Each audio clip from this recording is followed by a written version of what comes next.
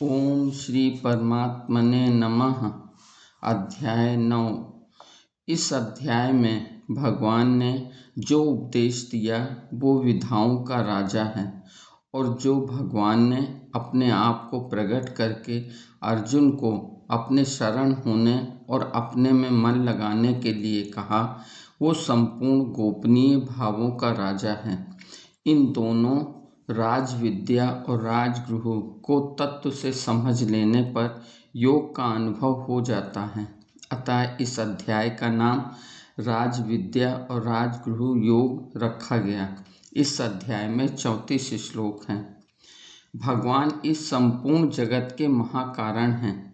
इस बात को दृढ़ता से मानना ज्ञान है और भगवान के सिवाय दूसरा कोई तत्व नहीं है, ऐसा अनुभव होना विज्ञान है। भगवान कहते हैं कि इस ज्ञान विज्ञान को जानकर हे अर्जुन तू इस अशुभ संसार से मुक्त हो जाएगा। ये विज्ञान सहित ज्ञान संपूर्ण विधाओं का राजा है, क्योंकि इसको ठीक तरह से जान लेने के बाद कुछ भी जानना शेष नहीं रह जाता है। पापी से पापी, दुराचारी से दुराचारी भी इस विधा को जानकर बहुत जल्दी धर्मात्मा बन सकता है, अर्थात पवित्र हो सकता है। तीसरे श्लोक में भगवान बताते हैं कि धर्म दो प्रकार का होता है, एक स्वधर्म, एक परधर्म। मनुष्य अपने शरीर, कुटुंब, धन, संपत्ति और वैभव को जो प्रतिक्षण परिवर्तनशील है उसे जानता है और जानते हुए उस पर विश्वास भी करता है और ये विचार नहीं करता कि ये हमारे साथ कितने दिन रहेंगे और हम इसके साथ कितने दिन रहेंगे। यही है परधर्म। लेकिन मनुष्य की श्रद्धा और विश्वास स्वधर्म में होनी चाहिए। वह न होने के कारण मनुष्य अपने हमें प्राप्त नहीं कर पाता और मृत्यु रूपी संसार में वापस लौटता रहता है। कहीं जन्म गया तो मरना बाकी है और कहीं मर गया तो जन्मना बाकी है। मनुष्य जिन जिन योनियों में जाता है फिर उस योनि में उस शरीर से ही ममता करने लगता है। कहने का तात्पर्य है कि भगवान में श्रद्धा न होने के कारण भगवान की प्राप्ति न करके संसार में ही घूमता रहता है। जैसे सत्संग, कीर्तन आदि में प्रत्यक्ष लाभ दिखने पर भी वो उसमें विशेषता से नहीं लगता, जबकि किसी प्रिय व्यक्ति की मृत्यु होने पर या अन्य कोई घटना घटने पर वो उसी में स्थिर हो जाता है, वो उससे उबर ही नहीं पाता। श्रद्धा का एक और उदाहरण देते हुए स्वामी जी कहते हैं कि 21 सितंबर 1995 को पूरे भूमंडल में भगवान गणेश जी की प्रतिमाओं के द्वारा दूध पीने की प्रत्यक्ष घटना लोगों ने देखी, लेकिन कुछ को इस बात पर विश्वास हुआ और कुछ को श्रद्धा न होने के कारण उन्होंने इस बात का खंडन भी किया। जिस प्रकार मनुष्य एक बात को अच्छे से मानता है और विश्वास भी करता है कि यही हमारे माता पिता हैं और मैं उनकी संतान हूँ, चाहे वो याद करे ना करे, उसको उनकी याद आए ना आए, पर ये भाव हरदम रहता है, वैसे ही जो अनादि अविनाशी सर्वोपरि भगवान ही मेरे हैं और मैं उनका ही हूँ। मनुष्य में ये भाव हरदम रहने से वह जो कुछ बोलता है वो भगवान का कीर्तन है और वो जो कुछ भी क्रिया करता है वो सब भगवान की ही सेवा है। भगवान द्वारा कही हुई बात को स्वामी जी ने इतने सरल रूप से समझाया कि भक्ति की दृष्टि से भगवान की वस्तु भगवान को ही अर्पित हो रही है। जैसे गंगा जी का पूजन गंगा जल से, दीपक से सूर्य देव का पूजन, पुष्प से धरती माता का पूजन और भगवान की वस्तु से ही भगवान का पूजन हो रहा है। वास्तव में देखा जाए तो भगवान ही पूज्य हैं, पूजा की सामग्री भी भगवान ही है, पूजा भी भगवान है और पूजक भी भगवान ही है। ऐसे ही जो हमारे मन को सुहाए वो भी भगवान का स्वरूप है। सूर्य रूप से जल ग्रहण करना और फिर वर्षा रूप से पृथ्वी को वापस देना, दोनों विपरीत कार्य भी भगवान ही करते हैं। इसका अर्थ जल रूप से ग्रहण करने वाले भी भगवान, बरसाने वाले भी भगवान और वर्षा रूप क्रिया भी भगवान ही हैं। भगवान के अनन्य भक्त ना तो इंद्र को मानते हैं और ना अन्य देवताओं को मानते हैं। इंद्रादि देवताओं की उपासना करने वालों को कामना के अनुसार सीमित फल ही मिलता है। देवताओं के उपासक एक मजदूर नौकर के समान हैं।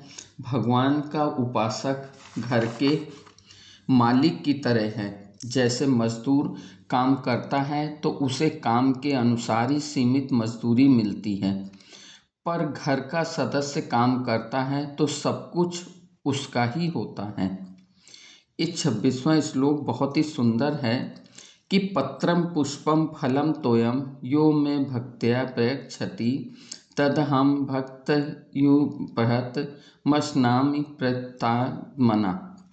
इस श्लोक में भगवान कहते हैं कि जो भक्त अपनी श्रद्धा अनुसार जो कुछ भी उसे मिल जाए, जैसे फल, फूल, जल और तुलसी पत्र मतलब तुलसी दल, तो सब प्रेम पूर्वक भगवान को अर्पित करता है तो भगवान उसे स्वीकार करते हैं। जैसे द्रौपदी से एक तुलसी पत्र लेकर खाया और त्रिलोक को तृप्त कर दिया। गजेंद्र ने सरोवर का एक पुष्प भगवान को अर्पण करके नमस्कार किया तो गजेंद्र का उद्धार किया।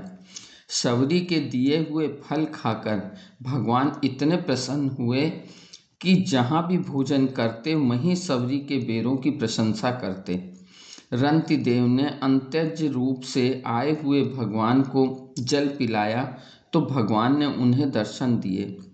तो इस श्लोक में पत्र, फल, फूल व जल का नाम ही इसलिए लिया कि ये तीनों भी जल से ही पैदा हुए हैं, क्योंकि भगवान ने उससे भी विलक्षण बात बताई कि तुम्हें कोई नए पदार्थ नहीं देने हैं, कोई नई क्रिया नहीं करनी है और ना कोई नया उद्योग ही करना है। जो भी तुम्हारे द्वारा लौकिक, पारमार्थिक आदि स्वाभाविक क्रियाएं होती हैं उनको भगवान के अर्पण कर दो। मतलब खुद को ही भगवान के अर्पित करने की जरूरत है। उससे सभी क्रियाएं स्वाभाविक ही भगवान को अर्पित हो जाएंगी। जैसे तुमने सब क्रियाएं, सभी पदार्थ मेरे अर्पण किया, वैसे ही तेरा स्वयं को भी मेरे अर्पित हो जाने से तेरे अनंत जन्मों के शुभ अशुभ कर्मों के फलों से मुक्ति मिल जाएगी। ये कर्म फल तेरे को जन्म मरण देने वाले नहीं होंगे। लेकिन मन में एक शंका होती है कि जो प्रभु को समर्पित होते हैं तो उनको ही भगवान मुक्त करेंगे, इसमें उनकी दयालुता कहाँ रही। तो फिर 29वें श्लोक में भगवान बताते हैं कि जीव भगवान को अपनी क्रियाएं और पदार्थ अर्पण करे या ना करे, इन सब से भगवान को कोई फर्क नहीं पड़ता। भगवान तो सदैव समान रहते हैं। किसी वर्ग विशेष, जाति विशेष, कर्म विशेष, योग्यता विशेष आदि का भी भगवान पर कोई असर नहीं होता। अतः प्रत्येक वर्ण, आश्रम, जाति आदि का मनुष्य प्रभु के सम्मुख हो सकता है, उनका भक्त हो सकता है और उन्हें प्राप्त कर सकता है। आगे ये भी कहा कि दुराचारी से दुराचारी व्यक्ति भी भगवान का अनन्य भक्त होकर भजन करता है तो उसका भी उद्धार हो जाता है। लेकिन मन में एक शंका और होती है कि दुराचारी अनन्य भक्त कैसे हो सकता है, जिससे वो भगवान की भक्ति में या भगवान कुछ हैं ऐसा समझकर भगवान में लग सकता है। उसके लिए कुछ ऐसे कारण बन जाएं जिससे उसका हृदय परिवर्तित हो सकता है। जैसे मनुष्य किसी मुसीबत में पड़ जाए और उस मुसीबत से निकलने का उसे कोई रास्ता न दिखाई दे और अचानक उसको सुनी हुई बात याद आ जाए कि भगवान सबके सहायक हैं और उनकी शरण में जाने से सब काम बन जाते हैं। तो फिर वो भगवान की तरफ दौड़ता है। दूसरा, वो किसी ऐसे वायुमंडल में चला जाए जहाँ बड़े बड़े अच्छे व ऊंचे संत महात्मा महापुरुष हों और उनके पास कुछ समय बैठने और उनकी वाणी सुनने मात्र से ही उसमें भगवान के प्रति प्रेम उत्पन्न हो जाए। तीसरा, वाल्मीकि, अजामिली, सदन कसाई आदि पापी भी भगवान के भक्त बन चुके और भजन के प्रभाव से उनमें भी विशेषता दिखी, क्योंकि उनके पूर्व के कोई अच्छे संस्कार जाग उठते हैं। ध्यान देने योग्य बात यह है कि हर प्राणी ने कुछ तो शुभ कर्म किए होंगे, उसी के प्रतिफल अच्छे संस्कार सभी प्राणियों में होते हैं। उन्हें निखारने की पहल भगवान भजन से करनी है। भगवान कहते हैं कि गोपियाँ, गाय, वृक्ष, लता, पशु, पक्षी, नाग तथा इस प्रकार के और भी मूढ़ प्राणियों ने अनन्य भाव से भक्ति करके मुझे प्राप्त किया है। ऐसे ही पाप योनि वाले भी भगवान के शरण होकर परमात्मा को प्राप्त हो जाते हैं। तो फिर जिनके पूर्व जन्म के आचरण भी अच्छे हों और इस जन्म में भी उत्तम कुल में जन्म हुआ हो, तो ऐसे जीव मेरी शरण हो जाएं, मेरे भक्त बन जाएं, तो वो परम गति को प्राप्त हो जाएंगे। भगवान का भक्त बनने से, भगवान को अपना मानने से, मैं भगवान का हूँ ऐसी सोच रखने से मनुष्य में बहुत जल्दी परिवर्तन होता है। अब प्रश्न ये उठता है कि परिवर्तन क्या होगा? तो स्वामी जी बताते हैं कि वो भगवान में मन वाला हो जाएगा, अर्थात भगवान के नाम जप में उसका मन लगने लगेगा। भगवान का पूजन करने में भी उसका मन लगेगा।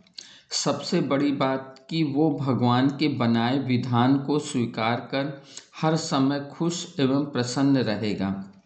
इस अध्याय में भी इतने उदाहरण के साथ भगवान हम प्राणी मात्र को यही समझाते हैं कि जो कुछ भी है, जिस रूप में है, वो मैं ही हूँ, मेरे सिवाय कुछ और नहीं है। इस बात को दृढ़ता से स्वीकार कर लो और मेरे भक्त बन जाओ। इस तरह होने से हमारी प्रभु के प्रति शरणागति भी पूर्ण होती है और ये 9वां अध्याय भी पूर्ण होता है। राधे राधे।